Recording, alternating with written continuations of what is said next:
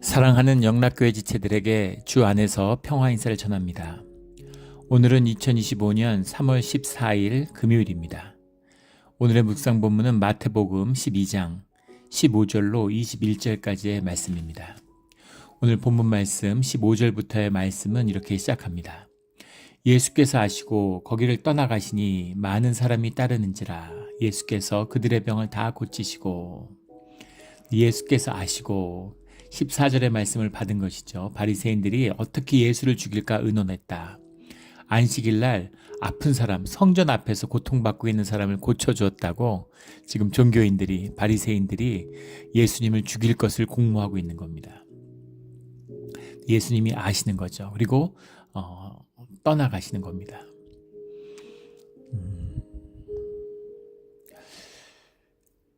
예수님은 이 땅에 죽기 위해서 오셨죠. 핍박을 받고 십자가에서 죽으시기 위해서 오셨습니다. 근데 지금은 죽이려고 모의하는 걸 아시고 피하세요. 죽음의 자리가 있는 것이죠. 그래서 아무 데서나 죽는 것이 아니라 하나님의 뜻 가운데에서 하나님의 뜻이 성취되어가는 그 길 가운데에서 주님의 뜻을 이루는 방식으로 죽음을 맞이하시는 거죠. 그래서 아무 데서나 죽으면 안 돼요. 죽어야 되는 자리가 있는 것입니다. 사도 바울도 마찬가지죠. 이 전도여행을 할 때 보면은 어떤 곳에서는 피하기도 하고 또 어떤 곳에서는 두드려 맞기도 하고 감옥에 갇히기도 하고 풀려나기도 하고 또 감옥에 가는 것 자체를 피하기도 합니다. 그럼 처음부터 피하지 그것이 아니라 주님의 뜻 가운데에서 감옥에 투옥될 때도 있고 두드려 맞을 때도 있고 또 주님이 고치실 때도 있고 또 마지막에는 순교의 때가 있다는 겁니다. 주님의 뜻을 이루어가는 것 뿐인 것이죠. 그것을 아시고 거길 떠나가는데 아직은 때가 아닌 거죠. 많은 사람들이 따르는지라. 참 재밌잖아요. 말씀을 잘 알고 메시아를 누구보다 기다리고 매일 기도하고 금식하던 자들은 예수를 죽일 것을 모의합니다. 그런데 주님을 잘 모르는 자들은 주님을 따라요. 주님을 따르는 자들, 예수께서 그들의 병을 다 고치시고 지금 한 명 고쳤다고 죽이려고 그러는데 그 아픈 사람들을 다 고쳐주셨다는 겁니다. 그 절실함을 주님이 보셨기 때문인 거죠. 주님이 어떤 분이신가 하는 걸 보여주고 계시는 겁니다. 예수님을 따르는 자들은 왜 따랐을까? 왜 따랐을까요? 아프기 때문에 따른 것이죠. 병 고치는 능력을 받기 때문에 병을 고치고 싶어서 따른 겁니다. 그런데 아프다는 것과 아프다는 것을 고치고 고침받고 싶다는 것, 그것만큼은 피할 수 없는, 감출 수 없는 분명한 진실인 거죠. 그리고 그 진실된 모습, 그 진실 가운데서 아파하는 모습을 주님이 만나주셨다라는 겁니다. 그래서 주님은 누가 만날까? 주님을 만날 수 있는 사람은 누굴까? 주님을 만나기 위해서 우리는 무엇을 해야 되는 것일까? 한 가지면 되는 겁니다. 죄인이면 되는 거예요. 진실하면 되는 겁니다. 그러면 주님이 우리를 만나고 싶어 하시고 함께하고 싶어 하시는 주님이 우리와 만나 주시죠. 근데 종교인들은 의인이잖아요. 죄가 없다는데 어떻게 만납니까? 죄를 용서할 수가 없죠. 죄가 없는데 없는 죄를 어떻게 용서합니까? 구원에 확신이 있다는데 지금 죽으면 천국문을 열고 들어간다는데 어떻게 구원을 받아요? 어떻게 용서를 받아요? 이게 종교의 문제인 것이죠. 아무 능력도 아무 권능도 없으면서 평생 교회 다녀도 삶의 작은 문제 하나, 내 내면의 인격적인 문제 하나도 고치지 못해요. 아무 능력이 없는. 근데 더 큰 문제는 그런 능력과 임재가 있으면 용서하지 않는다는 것이죠. 우리 그걸 종교는 왜 예수님을 죽이려고 하는가? 종교는 왜 신앙의 사람들을 핍박하는가라는 것의 이유를 어저께 아주 길게 나누었죠. 우리 제네바의 그 어부들과 창기들의 이야기도 나누었고, 이 예수님의 이야기죠. 그래서 예수님의 길을 따라 걷는다는 것은 이 세상 가운데서는 고난을 의미하는 겁니다. 핍박이 반드시 있어요. 그것이 없다고 하면 오히려 삶의 길을 점검해 봐야 되는 것이죠. 예전에 저희 섬겼던 교회 한국에서 한 이제 집사님이 계셨는데 그분이 그 재무부 공무원을 하셨습니다. 그래서 이재국장도 하고 뭐 관세청장도 하고 뭐 이런 분이에요. 예. 그러니까 뭐 한국에서 공무원 사회잖아요. 관주도 사회입니다. 공무원들이 세죠. 근데 그 공무원 관주도 사회에서 제일 강력한 부서가 재무부죠. 예. 일본도 마찬가지죠. 뭐 이름을 자꾸 바꿔서 뭐 요즘은 뭐라고 부르는지 모르겠는데 옛날에 대장성이라고 그랬죠. 오쿠라쇼라고 하는. 그래서 오쿠라쇼의 공무원이 되는 것이 일본에서 노벨상을 받는 것보다 더 명예롭고 더 집안에서 자랑스러워하는 일이다. 이런 이야기를 들은 기억이 나요. 얼마나 그게 뭐 명예와 부는 아닐지 모르겠지만 명예와 힘을 다 얻는, 권력을 얻는 그런 길인 거죠. 예전에 한 그 검사 출신이 뭐 재벌 그룹에서 이렇게 이제 임원을 하면서 비서실에서 그걸 폭로하는 그런 글을 썼죠. 예, 책을 썼는데 그 책에서 재밌게 읽었는데 그 책 가운데 검사나 판사한테 주는 뇌물보다 재무부 공무원한테 주는 뇌물은 단위가 틀리다고 10배 이상 준다는 거죠. 네, 힘이 있는 곳에 이제 그런 부가 몰리는 거겠죠. 권한을 쥐고 있으니까. 그 예산을 다 관리하니까 이제 그 무슨 재무부 장관이 재정부총리 뭐 이런 거 재정경제부 부총리 한국 뭐 그런 거죠. 미국도 재무장관 서로 제일 먼저 하고 싶어하는 게 재무부 장관이잖아요. 돈이 지배하는 사회니까 돈을 주물럭거리는 게 제일 파워가 있는 자리로 여겨지는 거죠. 이분이 재무부 공무원이 돼서 사무관이 돼서 처음으로 재무부에서 일을 하게 되는 날인데 그 아까 말했던 교회 집사님입니다. 첫 출근을 했는데 첫 출근을 해서 사무관이니까 밑에 이제 직원들이 많은 거죠. 그래서 이제 그 앞에 책상에 앉았는데 책상 서랍을 여니까 책상 서랍에 봉투가 수북하게 수십 개가 들어있더래요.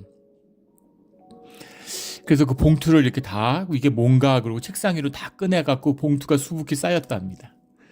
봉투가 수북히 쌓였는데 그 넓은 그 의자가 개별로 나누어져 있고 큰 그 스튜디오 같은 형태로 큰 이 한 층에 쫙 이렇게 이제 공무원들이 있는데 다 자기를 쳐다보고 있더라는 거죠. 그게 의식이 되는 거죠. 그래서 밑에 이제 계장이 있는데 계장을 6급 이제 주사라고 그러죠. 6급 공무원 계장을 불렀대요.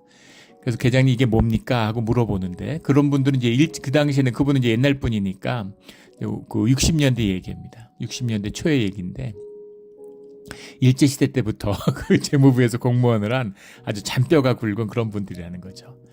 그분이 이렇게 그 사무관님 취임을 축하하는 이제 그런 산하 기관들, 뭐 정부 산하 기관들, 관련 기관들이 얼마나 많아요. 뭐 협회부터 시작해서 뭐 정부 돈을 지원받는 뭐 그런 데서부터 그런 데서 축하 인사를 건네는 거기 때문에 그냥 받아서 잘 쓰시면 됩니다. 이렇게 얘기를 하더래요. 그래서 그 앞에서 이걸 하나하나 열어가지고 꺼내서 현금을 다 이렇게 세서 모았답니다. 그래서 그걸 딱 정리하고 누가 얼마 종이를 꺼내놓고 누가 얼마 이렇게 쓰는 거죠. 그 돈을 다 모아서 그 주사한테 주고 이제 그 돈을 이 전체 경비로 쓰라고 재무부 부서의 경비로 쓰라고 그러고 이 종이는 누가 얼마 줬는지 잘 보관해 놓으라 이렇게 이제 지시를 했다는 겁니다. 첫 번째 지시한 일이었대요. 그랬는데 그날 본인이 이제 온 것을 환영하는 환영식이 열렸는데 보통은 그러지 않는데 차관이 왔다는 겁니다. 재무부 차관이. 국장은 물론이고 뭐 과장부터 쭉 막 차관보 무슨 뭐 이런 또 국장급들부터 시작해서 뭐 부의사관 서기관 쫙 있는 거죠. 고위 관리들이 다 왔대요. 엄청난 환영을 받았답니다. 그런데 보통 차관이 와서 뭐 사무관을 환영하고 그런 일들은 거의 없다는 거예요. 근데 차관님이 이제 당신 차에 태워서 술이 만취됐는데 집에다 데려다 주겠다고. 그때는 뭐 차가 귀한 시절이잖아요. 장차관 정도 돼야 이제 차도 있고 기사도 있는 거죠. 옆에 타라고. 그 차관님이 태워다 주고 얼마나 황송해요. 신임 사무관이. 그래서 옆에서 이제 긴장하고 딱 가는데 뭐 좋은 얘기하고 덕담하고 그러더니 마지막에 내리기 직전에 이렇게 앞으로 네가 이렇게 해야 된다 이렇게 좋은 얘기들을 쫙 하고 알겠습니다 명심하겠습니다 이런 다음에 마지막에 너 그 돌려준 돈 다시 되찾아서 네가 쓰라고 이렇게 지시를 하더라는 겁니다. 예. 그게 제일 중요한 사건인 거죠. 예, 그거는 이제 그 공직사회 근간을 흔드는 그 당시의 사회, 지금은 이제 뭐 깨끗하고 청렴한 그런 정부가 됐겠죠.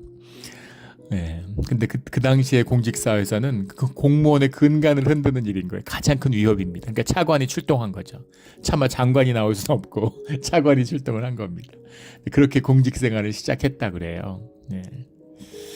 이분이 이제 신앙인인 거죠. 믿음의 사람인 거죠. 나중에 관세청을 했는데 관세청에 근무하면 집이 생긴다 이런 이야기가 있었다는 겁니다. 근데 당신이 마지막 은퇴를 관세청장으로 했는데 마지막까지 관세청에 한 번도 못 나갔대요. 그러니까 이제 조직 안에서는 또라이라고 찍힌 거죠. 근데 똑똑하고 능력이 있으니까 이제 뭐 이재국장도 하고 그게 가장 핵심 보직인데 그런 일도 하고 그랬다는 겁니다.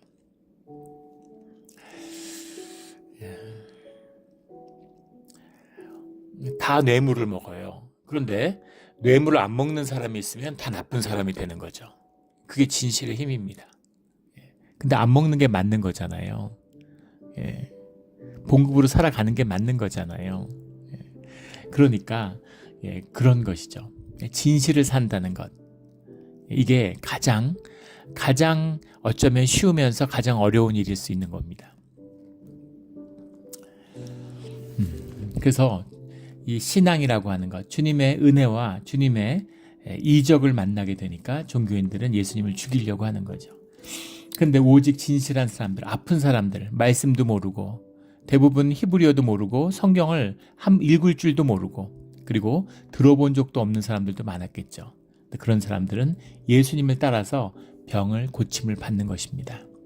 우리 진실함으로 우리의 모든 병이 주님을 만남으로 고침을 받는, 우리의 모든 환경과 조건이 주님으로 인해서 변화되는 그런 우리 삶의 자리, 우리 진실의 자리가 되기를 주의 이름으로 축원합니다.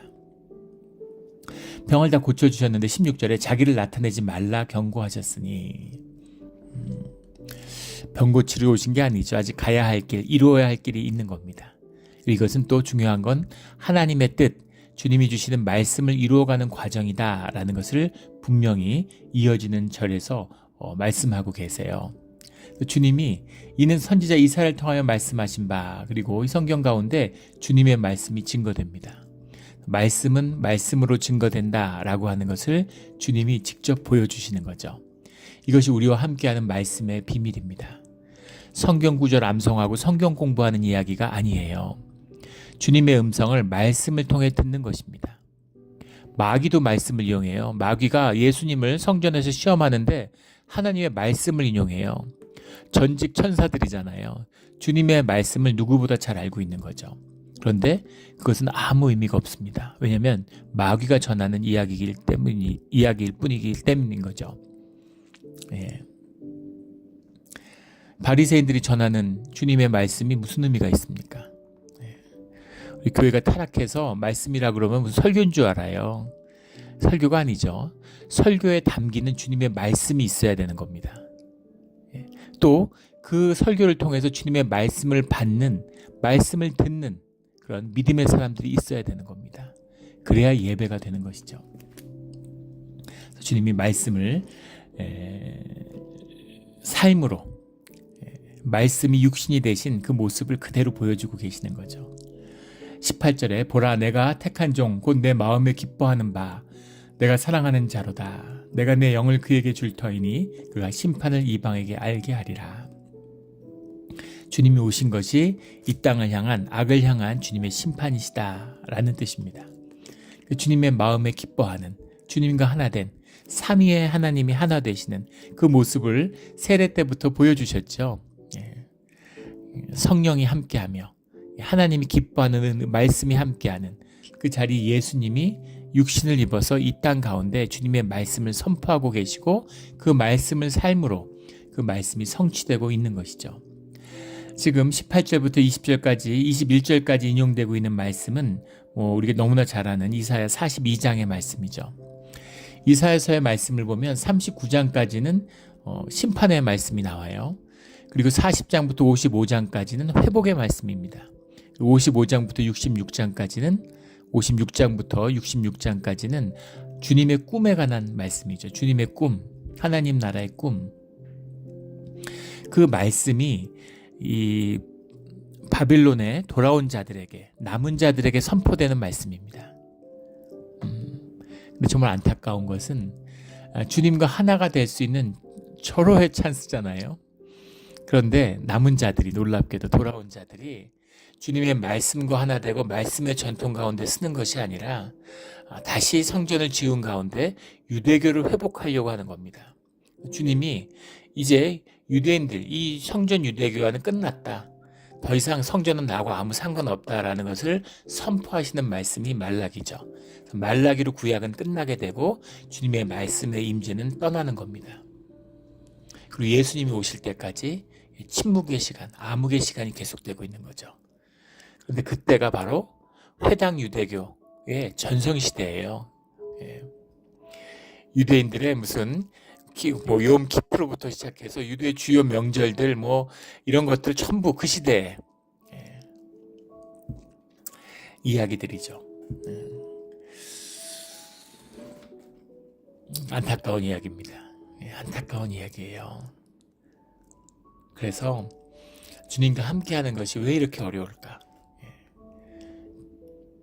진실 없는 사람들이 가장 두려워하는 게 진실이라고 그랬죠.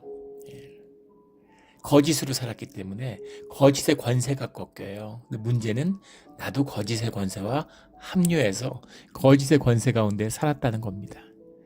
죽어라고 애들 공부시키고 과외시키고, 우리 한국에서 하는 우리 그 이야기를 들어보면 거의 수입의 절반 이상을 아이들 이제 학원비로 쓴다고 그러죠. 뭔가를 걸쳐야 돼요. 내가 나로서는 도저히 용납받을 수도 설 수도 없는 사회입니다. 미국도 마찬가지죠. 최근에 한 발표를 봤는데 미국의 하버드 입학생의 43%가 기부금이나 동창 입학이라는 거예요. 가족이 동창이거나 알럼나이거나 아니면 기부를 했거나, 그러니까 학교가 돈벌이의 수단이 됐을 뿐인 거죠. 그래서 하버드 출신들이 또 들어갔는데 걔네들이 공부를 따라갈 수가 없죠. 학점제를 없애가지고 학점이 없대요. 패스 앤 페일로만 하는 거죠. 그러니까 놀아도 입학만 하면 졸업을 할 수 있는 거예요. 그래서 하버드 졸업생이다 와 이러는데 사실은 애들이 아무것도 아닌 거죠. 공부도 못하고 아무 능력도 없고. 그래서 하버드란 이름만 남았어요. 그래서 월스트리트 이런 데 있는 무슨 투자회사나 이런 데서 하버드 출신들을 이제 채용하기를 꺼린다는 거죠.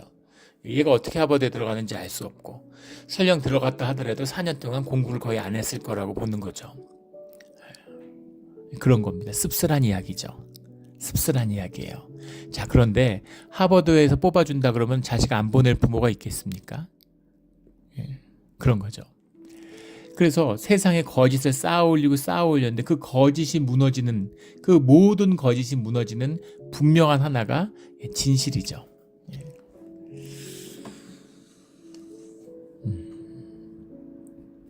예전에 한 크리스찬 배우예요. 제가 옛날에 잠시 섬겼던 교회 집사님이었는데, 그분이 무슨 시상식에서 상을 받으면서 한 얘기인데 그게 화제가 됐었습니다. 지금 그게 다 기억나지는 않고 기억할 필요도 없겠는데, 그 재밌었던 게 제가 살면서 몇 가지를 깨달았는데, 그 중에 가장 소중한 것이 거짓은 진실을 이길 수 없고 남편은 부인을 이길 수 없다는 거다. 아빠는 딸을 이길 수 없다 그랬던가? 그런 거였습니다. 진짜 진리의 말씀이죠. 거짓은 진실을 이길 수 없어요. 진실의 편에 서면 이기는 겁니다. 근데 내가 거짓의 편에 서 있기 때문에 진실을 만나면 내가 패배자가 되는 것이죠. 탕자의 비유에 보면 돌아온 아들이 아버지 앞에 나는 죄인입니다 이렇게 고백하잖아요. 일꾼의 하나로 여기셔서 나는 아들이 될 수 없습니다 이렇게 얘기하죠. 근데 재산을 까먹었던 돼지 쥐염열매 먹고 살았던 그게 중요한 것이 아니라 중요한 건 아들이라는 거죠. 자식이라는 거예요. 자식이기 때문에 그 모든 것을 주님이 용납하시는 거죠. 근데 큰아들은 형제인데 용납을 못해요. 자기 의의가 있으니까. 어떻게 저 탕자를 위해서 아버지의 재산을 까먹은 자를 위해서 양을 잡을 수가 있고 소를 잡을 수가 있습니까? 나를 위해서 양 한 마리 잡으셨습니까? 이렇게 나오는 거죠. 종교인의 모습을 보여주고 있는 거죠. 아버지 옆에 있는 것 같지만 아버지와 아무 상관이 없는 단절된 사람이에요. 거짓이 횡행할 수 있는 건 단절입니다. 거짓이 횡행할 수 있는 건 단절됐기 때문에 그 단절의 어둠 가운데 거짓이 자라나는 거죠. 이간질이 자라나고 음해와 음모가 먹히는 겁니다. 그 단절된 벽을 허무는 것, 진실로 어둠을 쫓는 것, 빛으로 어둠을 쫓는 것, 이것을 거짓과 종교는 제일 두려워하고 제일 무서워하는 거예요. 제일 무서워하는 건 아버지의 마음을 만나는 거죠.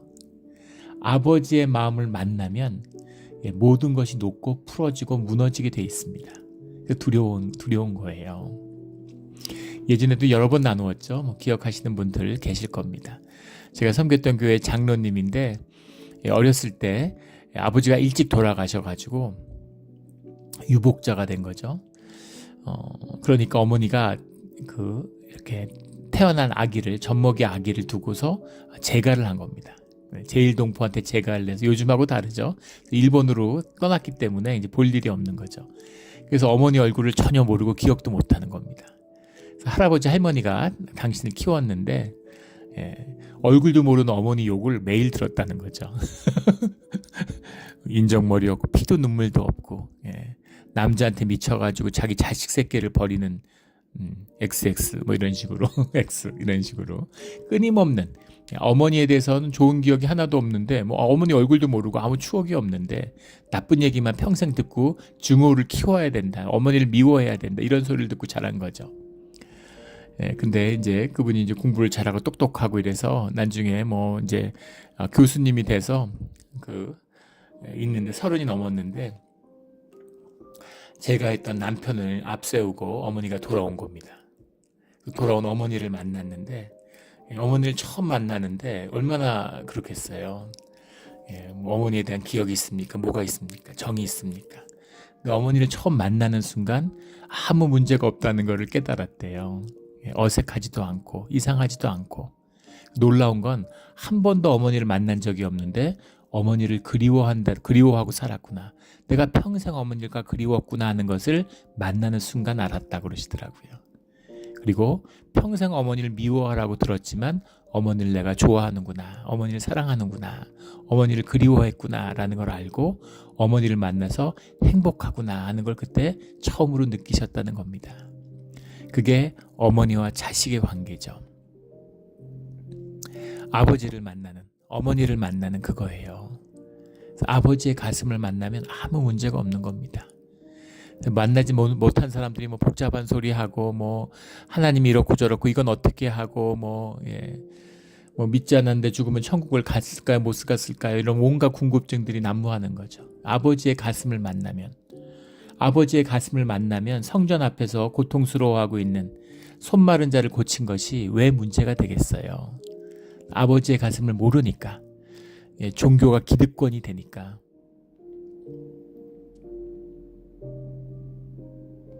그런 일들이 벌어지는 것이죠.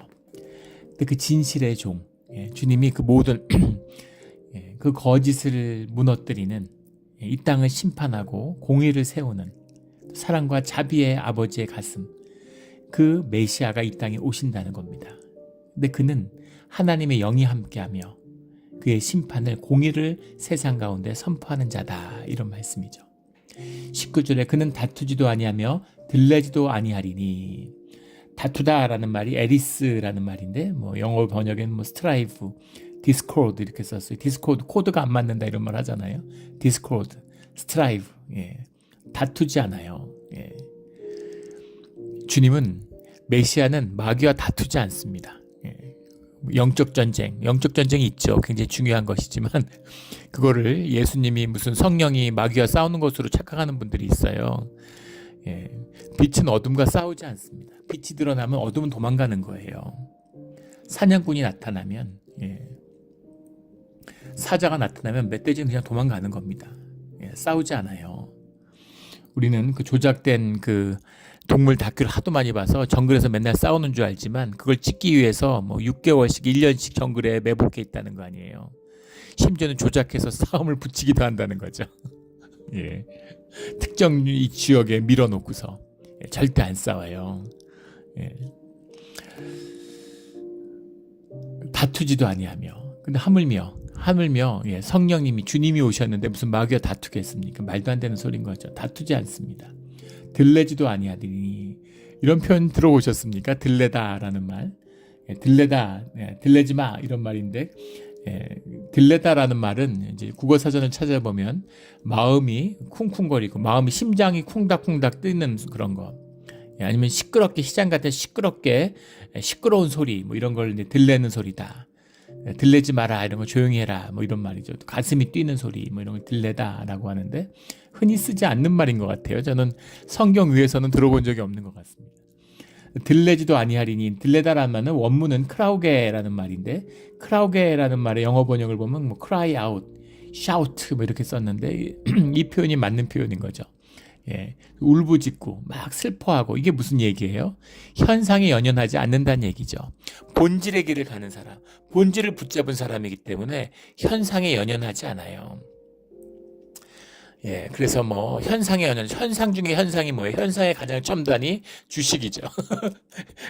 예, 그 주식 투자하는 저희 이제 형이 평생 투자은행에 다녔는데 투자증권사에 오전에 거래한 주식을 반드시 정리하고 점심을 먹으러 가는 게 불문율이라는 겁니다. 왜냐하면 그걸 처분 안 하고 가면 밥을 제대로 먹을 수가 없고 계속 주가를 확인해야 되니까. 주가 떨어지면 밥을 못 먹고 밥 먹은 게 체한다는 거예요. 소화가 안 된대요 실제로. 그래서 밥 먹은 거 막 토하고 이런다는 겁니다. 오후 내내 힘들고. 그래서 오전에 주가 한 걸 정리해 놓고 예, 수수료를 물잖아요. 미국에는 증권 수수료가 없지만 매매 수수료, 한국 매매 수수료가 있지 않습니까? 그러니까 그걸 사실은 매매하는 게 손해잖아요.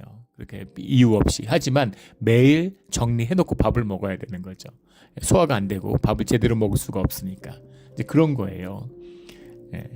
지금 주가가 오르면 굶어도 막 기분이 좋고 날아갈 것 같고 주가가 떨어지면 세상이 무너진 것 같이 슬프고 이런 거죠. 그게 현상의 사람들이에요. 예. 미국 대통령이 눈 뜨면 제일 먼저 보고받는 것이 예. 주가라고 그러죠. 주가, 예. 뭐 채권금리, 장단기 채권금리를 제일 먼저 보고받는데요. 그래서 정책도 맨날 금요일 날 발표하잖아요. 시간을 벌어야 되니까. 월요일 날 발표했는데 화요일 날 주가 떨어지고 그러면 힘 빠지니까 그러는 거죠. 그런데 본질의 사람들은 그런 거에 연연하지 않는 겁니다. 예, 현상에서 다툴 일도 없고 뭘 다투겠어요. 예. 이래도 복을 받고 저래도 나가도 복을 받고 들어와도 복을 받는데 서도 복을 받고 누워도 복을 받는데 뭐가 문제겠어? 내 안에 일어나는 모든 일이 나에게 축복이 되시는 주님이 함께 하시는데 뭐가 문제가 되겠습니까? 그러니까 다툴 일이 없는 것이죠. 그리고 시끄럽게 떠들고 울부짖을 일도 없는 겁니다. 좋은 일도 슬픈 일도 다 주님 안에 있으면 선한 일이 된다는 것을 알고 있기 때문인 것이죠. 때문에 아무도 길에서 그 소리를 듣지 못하리라. 그래서 알아보지 못하는 거예요. 사람 모으고 시끄럽게 하고 이거 의심해 봐야 됩니다. 메시아의 길은 주님이 인도하시는 길은 천천히 흐르는 실로아의 강처럼 다들 메소포타미아 뭐 유프라테스 강 무슨 나일 강처럼 되고 싶어 하죠. 근데 주님의 축복은 천천히 흐르는 실로아의 강에 있는 것입니다. 그걸 보는 사람, 그걸 만나는 사람들은 시끄럽게 하지 않아요. 전에도 나눈 적이 있죠. 예, 그것도 저희 형이 해준 얘기인데 투자증권사에서 최고급 양복을 입고 최고급 시계를 차고 최고급 구두를 입어야 되고 넥타이 같은 가장 비싼 거 해야 되고 그 이유가 금융의 본질이 사기기 때문이라고. 금융이 본질적으로 다 폰지 사기라는 거죠. 그러면서 그런 얘기를 해요. 진짜 돈 버는 법이 있다면 그걸 왜 떠벌리고 왜 사람을 끌어들이고 남의 돈을 끌어오겠냐고. 수천 명의 직원이 일해도 애널리스트가 2,000명씩 있어도 그 비밀을 모른다는 거죠. 물이 흘러가는 것 같은 겁니다. 어디로 물길이 튈지 어디로 갈지 몰라요. 더 놀라운 얘기는 평생 증권원 회사에 다녔는데 저한테 해준 얘기가 증권을 하면 안 된다는 거예요. 세상에 증권에서 자산으로 다 돈 번 사람들 얘기만 넘쳐나는 것 같은데 1,000명이 투자를 하면 두세 명이 돈을 번다는 겁니다. 그 사람들도 라이프로 따져보면은 결국 잃은 사람들이라는 거죠. 예. 근데 왜 다들 돈 번 사람밖에 없는 것 같을까요? 돈 버는 사람들은 떠들고 잃은 사람들은 아무 말을 안 하기 때문인 것이죠. 그래서 막 떠벌리는 것, 이거 뭔가 좀 잘못된 겁니다. 본질에 땅속에 깊은 숨겨진 보물을 찾은 자들은 조용하죠. 조용해야죠. 그 땅을 얻으려면. 그걸 떠벌리면 어떻게 되겠어요? 이것이 천천히 흐르는 실로와의 복입니다. 우리 이 복을 붙들고 잠잠한 가운데 들레지도 않고 다투지도 않고 이 축복의 길을 걸어가는 우리 모두가 되기를 주의 이름으로 축원합니다. 주님과 함께하는 길, 메시아의 비밀이죠. 20절에 상한 갈대를 꺾지 아니하며 꺼져가는 심지를 끄지 아니하기를 심판을 이길 때까지 하리니, 주님의 심판이 완성될 때까지 상한 갈대와 꺼져가는 심지를 끄지 않고 갈대를 꺾지 않으신다는 겁니다. 상한 갈대가 구조화되고 이런 종교의 모습이고, 꺼져가는 심지가 우리의 은혜를 잃어버린 시들어가는 우리의 심령이다. 이런 여러 가지 해석들이 있어요. 다 일리 있는 이야기입니다. 근데 분명한 것은 상한 갈대를 꺾지 않는다, 꺼져가는 심지를 끄지 않는다의 비밀이 뭐겠어요? 어차피 꺼질 건데, 어차피 죽을 건데 굳이 꺾을 필요 없어, 이걸까요? 아니죠. 반대죠. 상한 갈대든 꺼져가는 심지는 아직 꺼지지 않은 겁니다. 상한 갈대는 생명이잖아요. 상했지만 아직 죽지 않은 거예요. 그래서 희망이 있는 겁니다. 희망이 있는 거예요. 우리가 상한 갈대고 우리가 꺼져가는 심지잖아요. 근데 주님이 꺼져가는 심지에 기름을 부어주시면, 상한 갈대가 그 아픈 상한 것이 회복되어지면, 생명이 상함을 삼키면, 그러면 다시 자라날 수 있는 것이죠. 이것이 주님 안에서 함께하는, 주님 안에서 회복된 우리의 비밀입니다. 그래서 그 희망을 놓지 않으시는 거죠. 끝까지, 심판의 때까지 그 희망을 갖고서 우리를 부르시는 거예요. 21절에 또한 이방들이 그 이름을 바라리라 함을 이루려 하심이니라. 주님의 그 뜻을 이방이 만나는 거죠. 유대인들, 회당 유대인들이 만나지 못하지만 이방인들은 만나는 겁니다.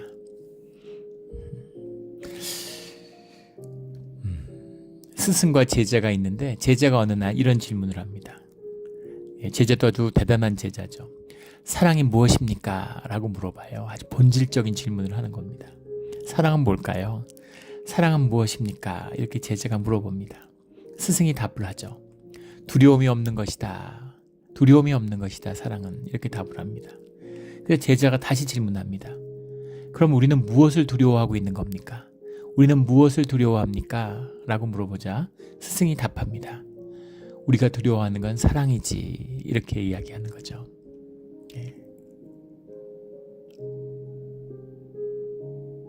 주님이 말씀하세요. 모든 것은 현상이고 모든 것은 사라진다. 남는 것이 있죠. 본질의 것이 남는데 믿음, 소망, 사랑은 끝까지 남는다 라고 말씀하십니다. 근데 그 중에 제일은 사랑인 것이죠. 사랑은 하나 되는 것이기 때문입니다. 내가 아닌 것이 나보다 더 귀한, 뼈 중에 뼈, 살 중에 살, 우리를 만든 인자의 비밀, 그것이 사랑이기 때문이고 하나님의 형상이기 때문입니다. 우리 주님과 주님의 사랑을 받지 않는 자가 사랑할 수 있을까요? 주님의 사랑을 만나지 못하는데 우리가 사랑을 살 수 있을까요? 주님의 사랑을 만나는 십자가 말고는 우리 삶에 아무런 희망도 없는 겁니다. 세상에 절망하고 십자가의 소망을 만나는 자만이 주님의 사랑을 만나고 사랑을 누리며 사랑하며 사랑받으며 사랑 가운데 살아가게 되는 것이죠. 우리 귀한 말씀을 삶으로 사는 진실한 우리가 되기를 십자가의 주님 예수 그리스도의 이름으로 축원합니다. 아멘. 기도드리겠습니다. 하나님 아버지 감사합니다. 우리가 아버지의 가슴을 만나지 못합니다. 우리가 거짓의 자식이었습니다. 죄 가운데 잉태돼서 죄인 중에 죄인으로 태어나서 죄를 먹고 마시며 살았습니다. 주님, 우리가 십자가 앞에 섰지만은 십자가를 만나지 못하는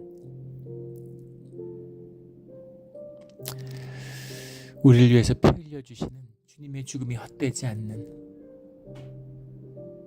십자가로 돌이키고 십자가의 고통 속에서 살아나는 그런 우리의 진실된 신앙의 길이 되게 하여 주시옵소서. 감사하며 예수 그리스도 이름으로 기도드렸습니다. 아멘.